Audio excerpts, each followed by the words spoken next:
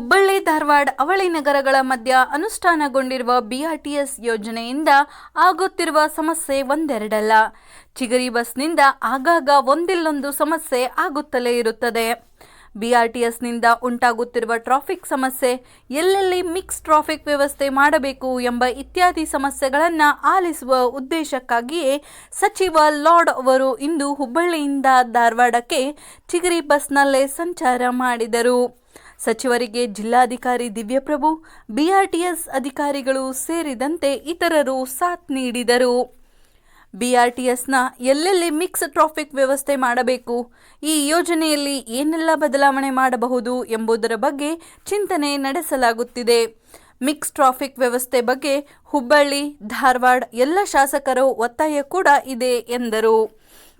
ಒಟ್ಟಾರೆ ಆಗಾಗ ಉಂಟಾಗುತ್ತಿರುವ ಬಿಆರ್ಟಿಎಸ್ ಮತ್ತು ಚಿಗರಿ ಬಸ್ಗಳ ಸಮಸ್ಯೆಯನ್ನು ಖುದ್ದು ಸಚಿವರೇ ಪರಿಶೀಲನೆ ನಡೆಸಿದ್ದು, ಮುಂದೆ ಈ ಬಗ್ಗೆ ಯಾವ ರೀತಿಯ ಕ್ರಮ ಕೈಗೊಳ್ಳುತ್ತಾರೋ ಕಾದು ನೋಡಬೇಕಿದೆ.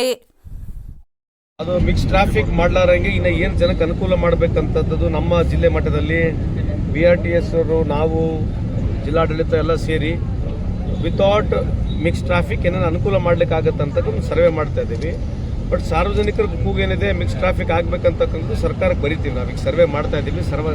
ಇಲ್ಲೇನು ಸರ್ವೆ ಸಿಗುತ್ತೆ ಎಲ್ಲರ ಒಪಿನಿಯನ್ ತೊಗೊಂಡು, ಸಾರ್ವಜನಿಕರ ಒಪಿನಿಯನ್ ತೊಗೊಂಡ್ಬಿಟ್ಟು, ಎಲ್ಲರ ಪ್ರತಿನಿಧಿಗಳ ಒಪಿನಿಯನ್ ತೊಗೊಂಡು, ಎಲ್ಲ ಎಮ್ ಎಲ್ ಎಗಳ ಶಾಸಕರ ಅವ್ರ ಒಪಿನಿಯನ್ ತೊಗೊಂಡ್ಬಿಟ್ಟು ಸರ್ಕಾರಕ್ಕೆ ಮನವಿ ಮಾಡ್ಕೊಳ್ತೀವಿ.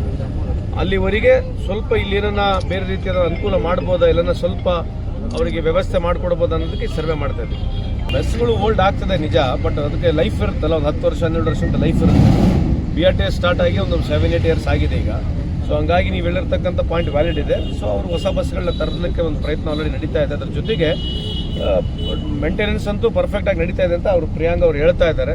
ಸೊ ಆದರೂ ಕೂಡ ಮೊನ್ನೆ ಆಗಿರ್ತಕ್ಕಂಥ ಒಂದು ಆಕ್ಸಿಡೆಂಟ್ನ ಈಗ ಆಲ್ರೆಡಿ ಅವರು ಯಾವುದು ಕಂಪ್ನಿಗೆ ಬರೆದಿದ್ದಾರೆ, ಸ್ಪೇರ್ ಪಾರ್ಟ್ಸ್ ಬಗ್ಗೆ ಆಗಿರಲಿ, ಇನ್ನು ಮುಂದ್ಗಡೆ ಆ ಥರ ಆಗಬಾರ್ದು ಅಂತಕ್ಕಂಥದ್ದು ಅವರು ಒಳ ವಿಚಾರ ಸೆಕ್ರೆಟರಿ ಕೂಡ ಮಾತನಾಡಿ ಮೇಂಟೈನ್ ಮಾಡಿ ಗಾಡಿ ಬಿಡ್ತಕ್ಕಂಥದ್ದಕ್ಕೆ ವ್ಯವಸ್ಥೆ ಮಾಡಿದ್ದೀವಿ.